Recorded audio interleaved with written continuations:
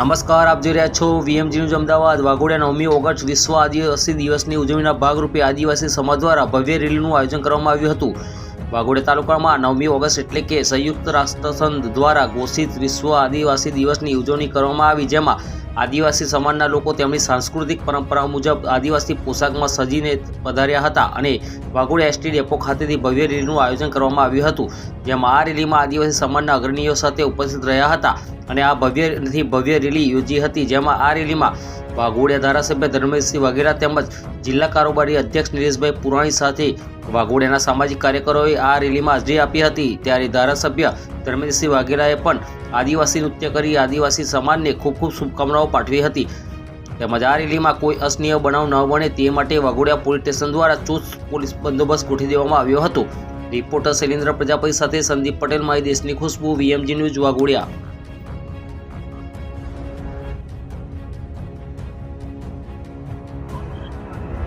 આજે વિશ્વ આદિવાસી દિવસ ખરેખર આપણા જળ, જમીન અને જંગલનું સાચું રક્ષણ કરતા આપણા આદિવાસી ભાઈઓ બહેનોના આજના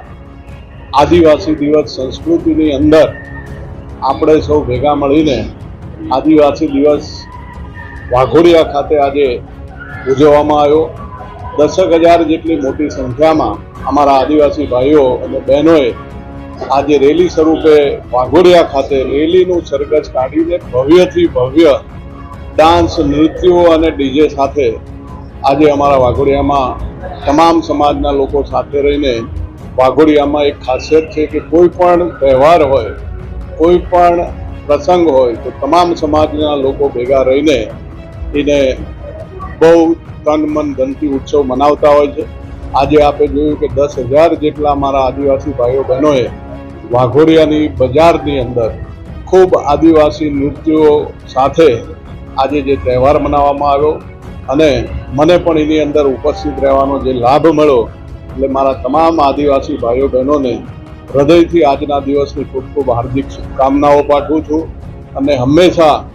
ગુજરાત સરકારના માનનીય મુખ્યમંત્રી ભૂપેન્દ્રભાઈ પટેલ અને આપણા દેશના લોકલાડીલા વડાપ્રધાન નરેન્દ્ર મોદી સાહેબ આપણા આદિવાસી ભાઈઓની માટે સતત ચિંતા કરતા આવ્યા છે। ઘણી બધી વનબંધુ યોજનાથી લઈને ઘણી બધી યોજનાઓ છે કે જેના કારણે આપણા આદિવાસી ભાઈઓ બહેનોને ખૂબ ઉપયોગી થાય એવું સરકાર હંમેશા ચિંતા કરતી આવી છે અને કરતી રહેશે। ફરીથી તમામ મારા આદિવાસી ભાઈઓ બહેનોને